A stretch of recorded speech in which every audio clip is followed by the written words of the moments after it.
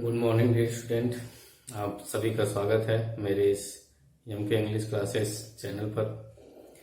तो हम लोग देखे यूपी बोर्ड इंग्लिश का प्रैक्टिस सेट कर रहे थे।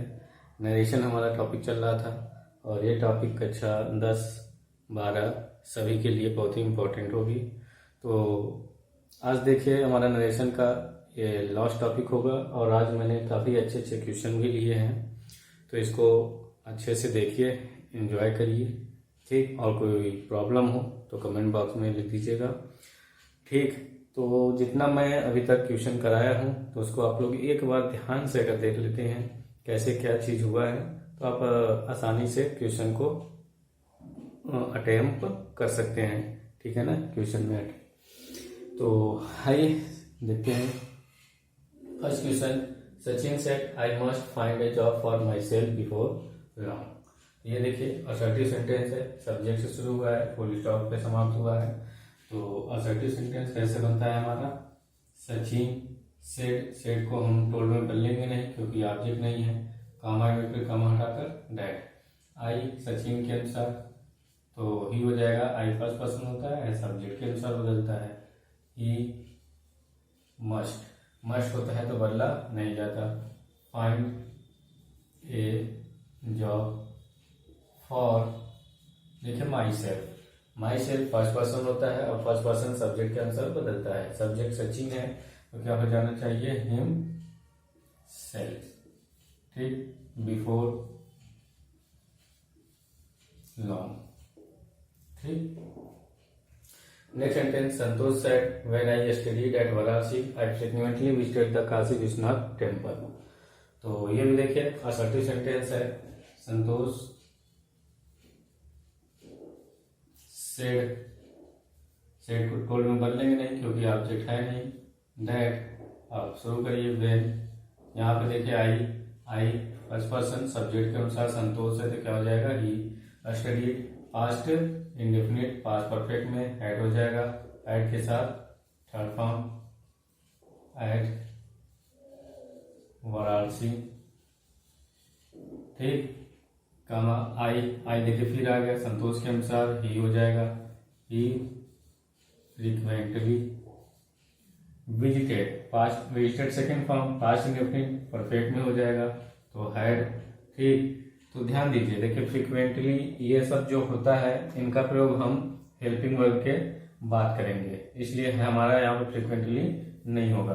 फ्रीक्वेंटली, सर्टेनली इन सब का प्रयोग हम हेल्पिंग वर्ब के बात करते हैं, तो उसको ध्यान रखेंगे। He had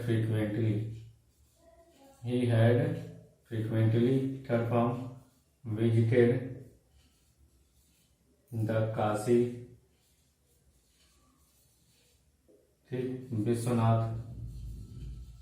Kashi Vishwanath temple,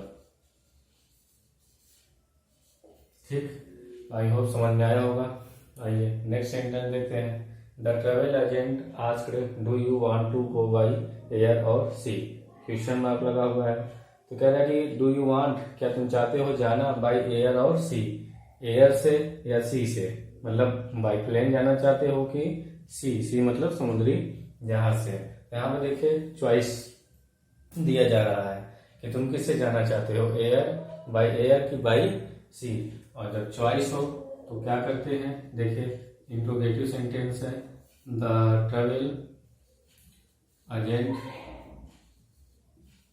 asked, और जब ध्यान दिया गया, जब यहाँ पे चॉइस विकल्प का मामला हो कि यहाँ पे विकल्प मतलब तुम किससे जाना चाहते हो, बाई एयर की बाई सी, वहां पर आप इंट्रोगेटिव सेंटेंस में इफ का प्रयोग न करके ठीक वेदर का प्रयोग करना चाहिए, ये अच्छा माना जाता है, ठीक। वेदर हो गया, यू सेकंड पर्सन, ऑब्जेक्ट के अनुसार ऑब्जेक्ट नहीं है तो अपनी तरफ से थर्ड पर्सन का हम लोग और फर्स्ट पर्सन का मान लिया।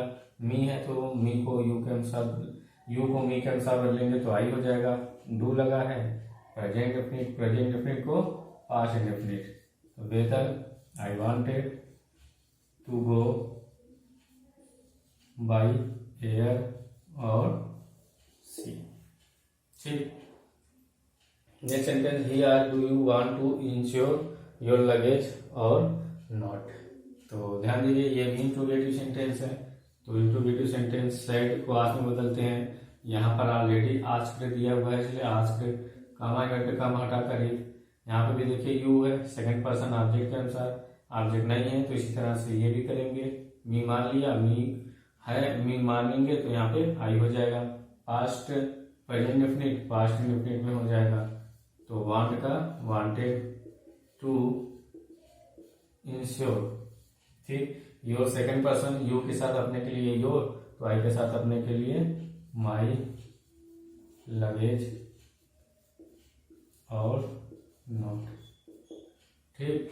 He said would you show me your passport please.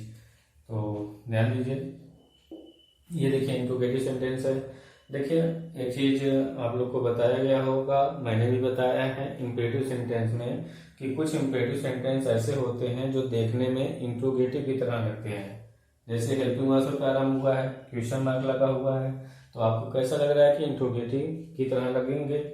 लेकिन ऐसे सेंटेंस इंट्रोगेटिव नहीं होते हैं। कुछ सेंटेंस ऐसे होते हैं जो इंट्रोगेटिव की तरह लगते हैं लेकिन वे होते हैं इंपेरेटिव। ऐसा क्यों? क्योंकि इनसे एक प्रकार का रिक्वेस्ट किया जाता है कि वुड यू शो मी, क्या तुम मुझे दिखाओगे अपना पासपोर्ट प्लीज, कृपया। यहाँ पे देखिए प्लीज कृपया लगा हुआ है, तो कौन सा सेंटेंस होना चाहिए? इंट्रोगेटिव ना होकर क्या होना चाहिए? इंपेरेटिव। और जब इंपेरेटिव होगा तो भाव के अनुसार बनाते हैं, और ऐसे सेंटेंस से रिक्वेस्ट किया जाता है, और जब रिक्वेस्ट किया जाता है तो सेड किस में बदलेगा? रिक्वेस्टेड में। तो ही रिक्वेस्टेड, कामा हटाकर टू। और जब इंपेरेटिव सेंटेंस है तो इंपेरेटिव सेंटेंस हमेशा मेन वर्ब से प्रारंभ होता है, और इसमें मेन वर्ब क्या है? सो। ये उड तो लिखा नहीं जाएगा, यू लिखा नहीं जाएगा क्योंकि इंपेरेटिव है। तो to so, me first person, he के अनुसार हिम हो जाएगा। योर सेकंड पर्सन ऑब्जेक्ट के अनुसार, ठीक। हमने यहाँ पे मी मान लिया, ऑब्जेक्ट है नहीं, ठीक। तो जब मी मानेंगे तो योर के अनुसार योर किसमें बदल जाएगा? माई पासपोर्ट, ठीक। प्लीज का भाव हमने यहाँ पर रिक्वेस्टेड में बदल दिया है। नेक्स्ट सेंटेंस देखिए, ये भी काफी अच्छा सेंटेंस है कि let's sell the house said Tom. Tom ने कहा कि घर बेच देते हैं, तो let's not said John. John ने कहा कि नहीं। जॉन ने क्या किया? इसका विरोध किया। तो देखिए, जब मैंने बताया है कि इंपेरेटिव सेंटेंस जब लेट अस से शुरू हो तो टॉम सेड किस में बदलता है? सजेस्टेड या प्रपोज्ड में।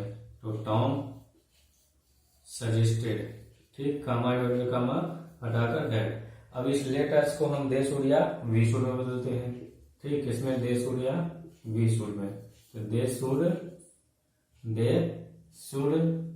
सेल द हाउस, ठीक। अब देखिए, जॉन कहता है लेट्स नॉट, कि नहीं। और जब इस प्रकार का सेंटेंस हो तो हम क्या करते हैं? जॉन, ठीक। लेट्स नॉट के जहां पे ऑब्जेक्टेड इट।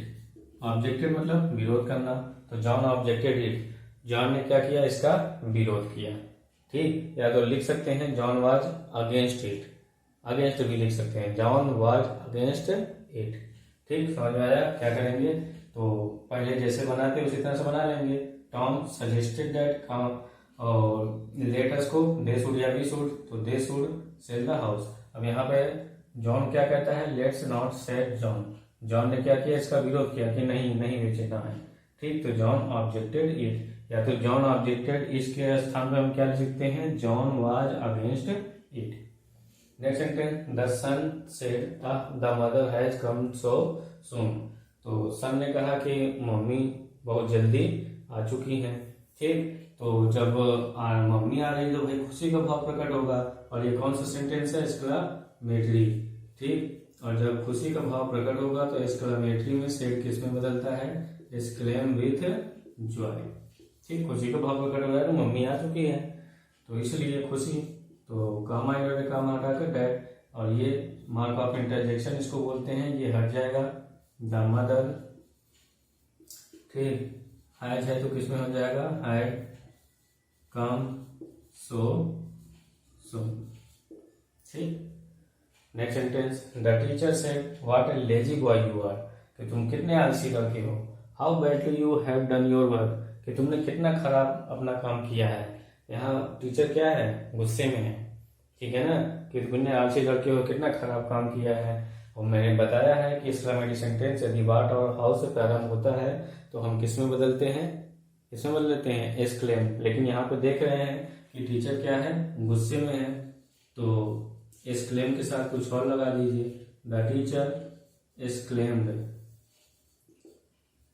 ठीक, एक्सक्लेम्ड विथ एंगर, क्रोध में, गुस्से में, ठीक। The teacher exclaim with anger, comma inverted comma हटाकर डेट लगाते हैं। अब क्या करते हैं, सब्जेक्ट, सब्जेक्ट क्या है, यू, ठीक, यू सेकंड पर्सन ऑब्जेक्ट के अनुसार, ऑब्जेक्ट नहीं है तो यहाँ पे बॉय के लिए कहा जा रहा है तो हम थर्ड पर्सन का मानेंगे, तो हिम क्या हो जाएगा, ही, और आर है तो ही जमार को बाजिया वन। देखिए एक्सक्लेमेटरी सेंटेंस में जब इस प्रकार का सेंटेंस रहता है व्हाट और या हाउ से, तो जो सब पहले हम क्या करते हैं, डेट के बाद सब्जेक्ट लिखते हैं। सब्जेक्ट कहाँ होता है हमारा, यहाँ पर, ठीक। तो ही वाज कैसा लड़का है, ए लेजी बॉय। हमने बताया था कि वाट के बाद या हाउ के बाद यदि एडजेक्टिव हो तो वेरी में बदला जाता है या ग्रेड में बदला जाता है। अगर इसके बाद एडजेक्टिव हो तो वेरी में बदलेंगे, अगर इसके बाद नाउन हो तो ग्रेड में। तो यहाँ पे देखिए क्या है, लेजी, और लेजी क्या है, एडजेक्टिव है, इसलिए किस में बदलेंगे, वेरी में। He was very lazy boy, ठीक। आगे कहते हैं एंड, ठीक, एंड जोड़ देंगे वाक्य को, and how badly you have done your work. यहाँ पे देखिए ये भी इस प्रकार का हाउ वाला है, तो पहले सब्जेक्ट लिखेंगे, सब्जेक्ट यू है, वही हिम के अनुसार बदल जाएगा, ही हो जाएगा, यहाँ पर हैड, तो को हैड में, ही had done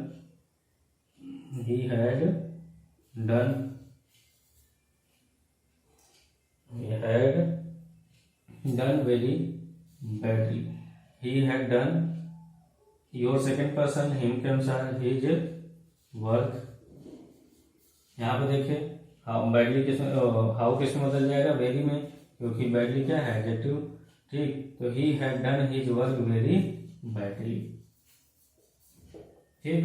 next sentence, they said alas we can not pull on it so small wages, ठीक। यहाँ पे it, pull on it so small wages, तो ध्यान दीजिए, तो एलास लगा है तो दुख का भाव प्रकट हो रहा है, एक्सक्लेमेटरी सेंटेंस है, और जब दुख का भाव प्रकट होगा तो किसमें चेंज होगा, दे एक्सक्लेम्ड विथ ग्रीफ, ग्रीफ या शारो, ग्रीफ जहां पे हम शारो ले सकते हैं, कामा इन्वर्टेड कामा हटाकर दैट वी है, वी को हमेशा किसमें चेंज किया जाता है, दे में, कैन को कुड में, फिर could not pull on it so small wages, ठीक। तो आई होप ये सारे सेंटेंस आप लोग को समझ में आए होंगे, ठीक। बढ़िया से सेशन को अटेंड कर लीजिए। नरेशन के मैंने अभी तक लगभग 100 क्वेश्चन से ऊपर हो गए होंगे, तो जितने भी क्वेश्चन हुए हैं इसको बढ़िया से आप नोट कर लीजिए, और एक दो बार अगर वीडियो को देख लेते हैं तो अच्छी तरह से आप लोग का नरेशन कंप्लीट हो जाएगा, ठीक। तो इस तरह से मेहनत करते रहिए। तो देखिए आज हमारा सीबीएसई बोर्ड का एग्जाम का डेट आ गया है अप्रैल में, तो उसी के आसपास बोर्ड एग्जाम भी ठीक पड़ेगा, इसलिए तैयारी में लग जाइए और अधिक मेहनत करिए और अच्छे से अच्छे नंबर लाने का प्रयास करें। मेरा प्रयास रहेगा कि इंग्लिश में आपके अच्छे से अच्छे नंबर आ जाए, उसी के साथ साथ अब और भी सब्जेक्ट तैयार करें, ठीक। तो धन्यवाद, चैनल पर बने रहिए, चैनल को सब्सक्राइब कर लीजिए।